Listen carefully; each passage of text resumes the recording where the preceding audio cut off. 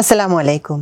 সবাইকে স্বাগত জানাচ্ছি আমার দেশ মিড ডে নিউজে। সঙ্গে আছি তামান্না মিনহাজ। শুরুতেই জানিয়ে দিচ্ছি আজকের খবরগুলোর শিরোনাম। 4 রাজনীতিবিদকে নিয়ে রাতে নিউ ইয়র্ক যাচ্ছেন প্রধান উপদেষ্টা। মেট্রো রেলে বাড়ছে 10 ট্রেন, চলবে রাত 10টার পরও। বাংলাদেশকে ট্রানজিট হিসেবে ব্যবহার করতে চায় স্টারলিং। রাবি উপাচার্যের বাসা ঘেরাও, পোষ্য কোটায় ভর্তি কার্যক্রম স্থগিত। চট্টগ্রাম নগরীতে ঝটিকা মিছিলের হোতা নওফেল ও নাসির। জানাবো আন্তর্জাতিক খবরের শিরোনাম। যুক্তরাষ্ট্রের এক পদক্ষেপেই বড় ধাক্কার মুখোমুখি ভারত। শুনছিলেন প্রধান শিরোনামগুলি। দর্শক, এবার জানিয়ে দিব খবরগুলোর বিস্তারিত। অন্তর্বর্তী সরকারের প্রধান উপদেষ্টা অধ্যাপক ডক্টর মোহাম্মদ ইউনূস জাতিসংঘ সাধারণ পরিষদের ৮০তম অধিবেশনে যোগ দিতে যুক্তরাষ্ট্রে যাচ্ছেন। রোববার দিবাগত রাতে নিউ ইয়র্কের উদ্দেশ্যে ঢাকা ত্যাগ করবেন তিনি। সফরসূচি অনুযায়ী প্রধান উপদেষ্টা সোমবার নিউ ইয়র্কে পৌঁছাবেন এবং ২৬শে সেপ্টেম্বর সাধারণ পরিষদের অধিবেশনে ভাষণ দিবেন। এরপর ২ অক্টোবর তার দেশে ফেরার কথা রয়েছে। প্রধান উপদেষ্টার সিনিয়র সহকারী প্রেস সচিব ফয়েজ আহমেদ বিষয়টি নিশ্চিত করেছেন। সফরে প্রধান উপদেষ্টার সঙ্গে থাকছেন ৪ রাজনৈতিক নেতা। বিএনপির মহাসচিব মির্জা ফখরুল ইসলাম আলমগীর, জামায়াত ইসলামীর নায়েবে আমির সৈয়দ আব্দুল্লাহ মোহাম্মদ তাহের, জাতীয় নাগরিক পার্টি এনসিপির সদস্য সচিব আক্তার হোসেন এবং বিএনপির ভারপ্রাপ্ত চেয়ারম্যান তারেক রহমানের পররাষ্ট্র বিষয়ক উপদেষ্টা হুমায়ুন কবির।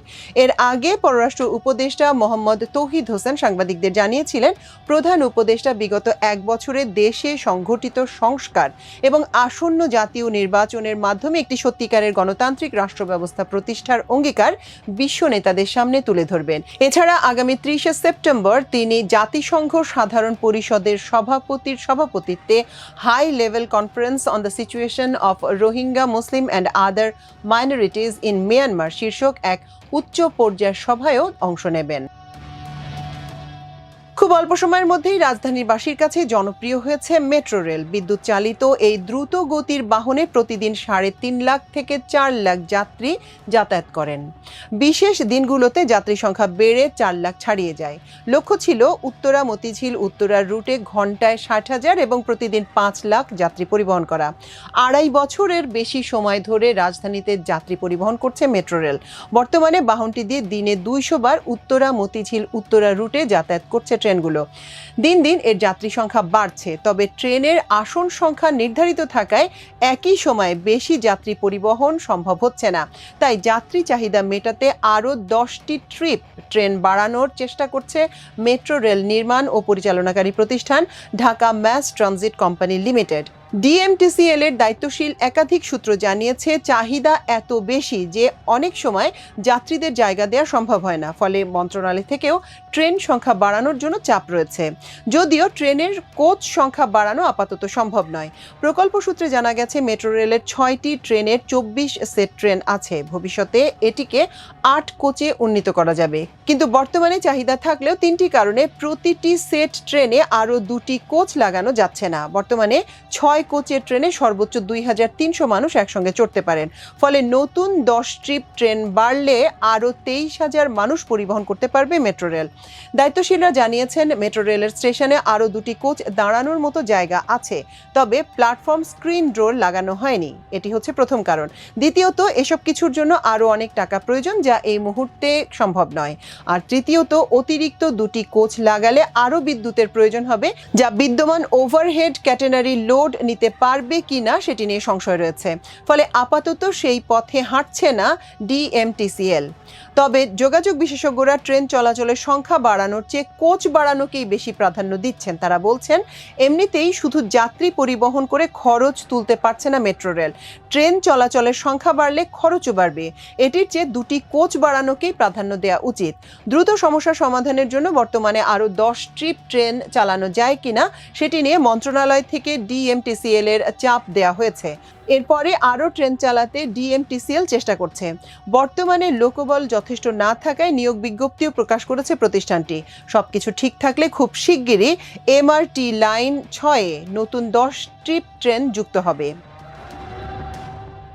আন্তর্জাতিক স্যাটেলাইট ইন্টারনেট সেবা প্রদানকারী প্রতিষ্ঠান স্টারলিংক চলতি বছরের মে মাসে দেশে আনুষ্ঠানিকভাবে যাত্রা শুরু করে। বাধ্যতামূলক হওয়া সত্ত্বেও শুরুতে স্থানীয় গেটওয়ে ছাড়াই বাণিজ্যিক কার্যক্রম শুরু করে প্রতিষ্ঠানটি। সম্প্রতি বাংলাদেশে গেটওয়ে স্থাপন করার কথা জানিয়েছে স্টারলিংক। গ্রাউন্ড স্টেশন স্থাপনের পর এখন বাংলাদেশকে আন্তর্জাতিক ট্রানজিট হিসেবে ব্যবহার করতে চায় ইলন মাস্কের কোম্পানিটি। এজন্য বাংলাদেশ টেলিযোগাযোগ নিয়ন্ত্রণ কমিশনে চিঠি দিয়ে আনুষ্ঠানিক অনুমোদন চেয়েছে স্টারলিংক। গত 13ই আগস্ট বিটিআরসি মহাপরিচালক ব্রিগেডিয়ার জেনারেল শফিউল আজম পারভেজের কাছে পাঠানো চিঠিতে বাংলাদেশের গেটওয়ে ব্যবহার করে বিদেশি গ্রাহকদের জন্য ডেটা পরিবহনের অনুমোদন চেয়েছে প্রতিষ্ঠানটি। পোষ্য কোটা পুনর্বহালের সিদ্ধান্ত প্রত্যাহারের দাবিতে রাজশাহী বিশ্ববিদ্যালয়ে দিনভর অনশন, ধস্তাধস্তি এবং উপাচার্যকে অবরুদ্ধ রাখার পর মধ্যরাতে উপাচার্যের বাসভবন ঘেরাও করেছে শিক্ষার্থীরা। এ পরিপ্রেক্ষিতে পোষ্য কোটায় ভর্তি কার্যক্রম স্থগিত ঘোষণা করেছেন উপাচার্য। রোববার বিশ্ববিদ্যালয়ের জনসংযোগ দপ্তর প্রশাসক অধ্যাপক আক্তার হোসেন মজুমদার স্বাক্ষরিত এক বিজ্ঞপ্তিতে এ তথ্য জানানো হয়েছে। এতে বলা হয়েছে, রাজশাহী বিশ্ববিদ্যালয়ে বিরাজমান অস্থিতিশীল পরিস্থিতির কারণে প্রাতিষ্ঠানিক সুবিধা নিয়ে বিশ্ববিদ্যালয়ে ভর্তির কার্যক্রম স্থগিত ঘোষণা করা হয়েছে। বিশ্ববিদ্যালয়ের সার্বিক পরিস্থিতিতে আজ জরুরি সিন্ডিকেট সভাও আহ্বান করা হয়েছে। এর আগে পোষ্য কোটা পুনর্বহালের প্রতিবাদে আন্দোলন শুরু করেন কিছু শিক্ষার্থী। এই কোটা বাতিলের দাবিতে বৃহস্পতিবার রাত থেকে আমরণ অনশনে নামেন 7 থেকে 8 জন শিক্ষার্থী। এতে অসুস্থ হয়ে পড়েন 2 জন।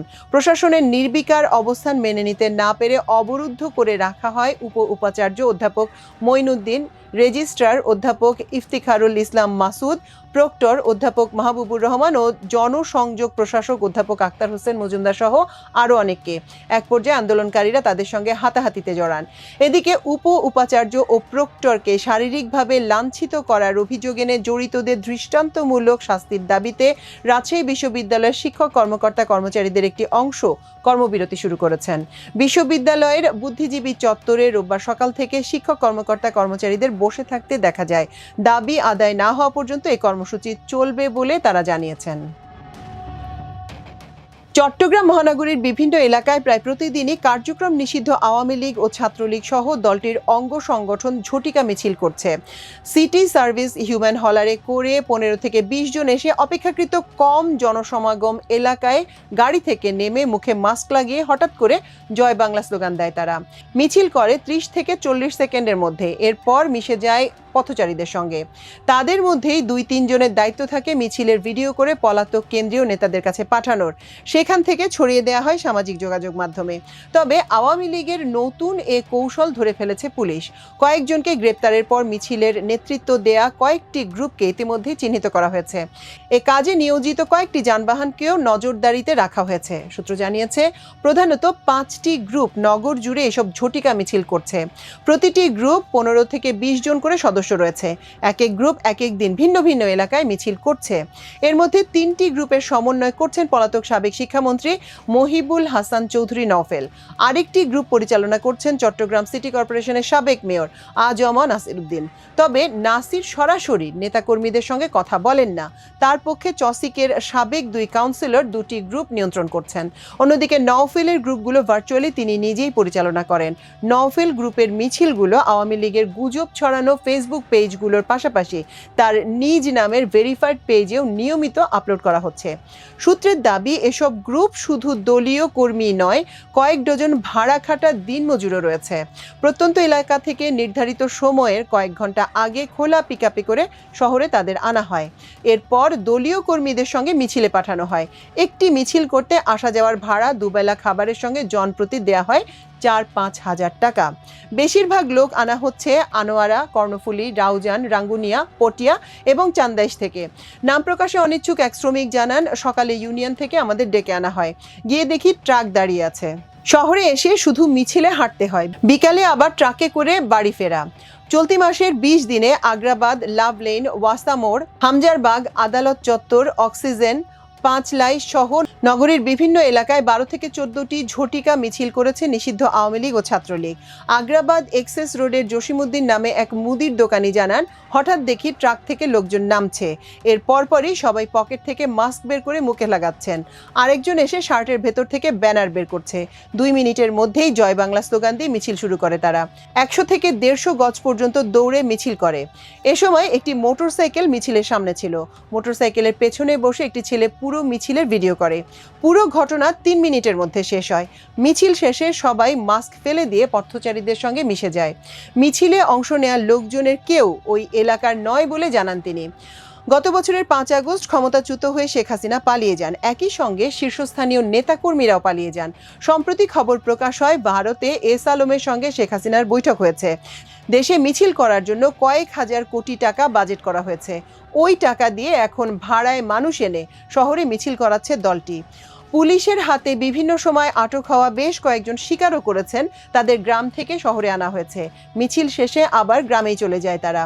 চট্টগ্রাম নগরে গত শুক্রবারও আগ্রাবাদ এক্সেস রোডে মিছিল হয়। ব্যানারে সন্ত্রাসী ও সাবেক ছাত্রলীগ নেতা নুরুল আজিম রনির ছবি দেখা গেছে। বৃহস্পতিবার চট্টগ্রাম আদালতেও জয় বাংলা স্লোগান দিয়ে মিছিল করা হয়। চট্টগ্রাম বিশ্ববিদ্যালয় ছাত্রলীগের সাবেক উপ আইন বিষয়ক সম্পাদক অ্যাডভোকেট শাহরিয়ার তানিমকে আদালতে নেয়ার পথে এ স্লোগান দেয়া হয়। তানিম জুলাই আগস্টের ছাত্র হত্যা মামলার আসামি। সামাজিক মাধ্যমে ছড়িয়ে পড়া 34 সেকেন্ডের ভিডিওটিতে দেখা যায় অ্যাডভোকেট শাহরিয়ার তানিমকে আদালতে নেওয়া হচ্ছে। তার সঙ্গে ছিলেন এক পুলিশ সদস্য।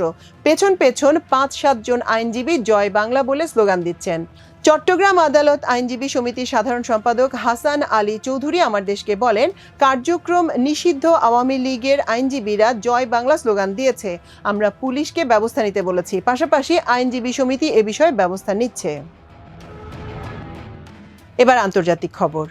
দক্ষ বিদেশি কর্মী নিয়োগের বড় সিদ্ধান্ত নিয়েছে যুক্তরাষ্ট্র। দেশটির এর সিদ্ধান্তে বড় ধরনের ধাক্কা খেতে যাচ্ছে ভারত। শুক্রবার দক্ষ বিদেশি কর্মী নিয়োগ সংক্রান্ত এক নির্বাহী আদেশে স্বাক্ষর করেন মার্কিন প্রেসিডেন্ট ডোনাল্ড ট্রাম্প। আদেশে বলা হয়, এখন থেকে যুক্তরাষ্ট্রের দক্ষ বিদেশি কর্মী হিসেবে যেতে চাইলে বাড়তি $1 লাখ অর্থ গুনতে হবে। বাংলাদেশি মুদ্রায় যা প্রায় $1,21,70,000 টাকা। যুক্তরাষ্ট্রে a visa H-1B visa program নামে পরিচিত। এ ভিসায় ভারত ও চীন থেকে বিপুল কর্মী প্রতি বছর দেশটিতে পাড়ি জমান। ভারতের পররাষ্ট্র মন্ত্রণালয় এক বিবৃতিতে জানিয়েছে, এই হঠাৎ নীতিগত পরিবর্তনের ফলে পরিবারগুলোর মধ্যে গভীর বিঘ্ন ঘটতে পারে এবং এই বিষয়ে যুক্তরাষ্ট্র কর্তৃপক্ষের কাছে বিষয়টি সমাধানের আশা প্রকাশ করা হয়েছে। ভারত জানিয়েছে, নতুন নীতির পূর্ণ প্রভাব বিশ্লেষণ করছে কেন্দ্রীয় সরকার। হোয়াইট হাউস এক কর্মকর্তা জানিয়েছেন, এই $1 লাখ ফি শুধু নতুন ভিসা আবেদনকারীদের জন্য প্রযোজ্য হবে। বর্তমানে ভিসাধারী বা নবায়নের জন্য এই ফি কার্যকর হবে না। আল জাজিরা জানিয়েছে, H-1B ভিসার মাধ্যমে যুক্তরাষ্ট্রের কোম্পানিগুলো বিদেশি দক্ষ পেশাজীবীদের, বিশেষ করে বিজ্ঞানী, প্রকৌশলী, সফটওয়্যার প্রোগ্রামারদের কাজের জন্য 3 বছরের জন্য ভিসা দিয়ে আনে, যা 6 বছর পর্যন্ত বাড়ানো যায়। 2024 সালে H-1B ভিসা পাওয়াদের মধ্যে ভারতীয়রাই ছিল সর্বাধিক। দেশটির নাগরিকরা মোট আবেদনকারীর 71% ছিলেন। ভারতের শীর্ষস্থানীয় তথ্য প্রযুক্তি শিল্প সংস্থা ন্যাসকম বলছে, মাত্র একদিনের নোটিশে এই ফি কার্যকর করাটা উদ্বেগজনক। সংস্থাটি জানিয়েছে, এই হঠাৎ সিদ্ধান্ত ভারতীয় পেশাজীবীদের উপর প্রভাব ফেলবে এবং বিভিন্ন আন্তর্জাতিক প্রকল্পের ধারাবাহিকতায় ব্যাঘাত ঘটাবে। সবশেষে খেলার খবর জানাচ্ছি এশিয়া কাপ ক্রিকেটের কথা। সুপার 4-এর খেলায় আজ মুখোমুখি হচ্ছে ভারত পাকিস্তান। রাত 8:30 খেলা শুরু হবে। এর আগে গতকাল শ্বাসরুদ্ধকর এক জয় পেয়েছে বাংলাদেশ। সুপার 4-এর লড়াইয়ের শেষ ওভারের নাটকীয়তায় শ্রীলঙ্কাকে 4 উইকেটে হারায় টাইগাররা। আর এই জয়ের নেপথ্যে ওপেনার সাইফ হাসান ও তরুণ তাওহিদ হৃদয়ের ব্যাটই গড়ে দিয়েছে পার্থক্য। তবে এখানেই তৃপ্তির ঢেকুর তোলার সুযোগ নেই। পরবর্তী 2 ম্যাচে ভারত ও পাকিস্তানের মোকাবেলা করতে হবে টাইগারদের। শ্রীলঙ্কানদের হারানোর দিনে 45 বলে 61 রানের ইনিংস খেলে ম্যাচ সেরা হন সাইফ হাসান। তবে আসন্ন ভারত ম্যাচের কথা বললেননি তিনি। সেদিকেই পুরোপুরি মনোযোগ দেওয়ার কথা জানিয়েছেন। দর্শক, এই ছিল আমাদের আজকের মিড ডে নিউজের আয়োজন। ইনশাআল্লাহ আগামীকাল দুপুরে আবারও আপনাদের সঙ্গে দেখা হবে। সে পর্যন্ত আল্লাহ সবাইকে ভালো রাখুন, সুস্থ রাখুন। এতক্ষণ সঙ্গে থাকার জন্য অশেষ কৃতজ্ঞতা। আল্লাহ হাফেজ।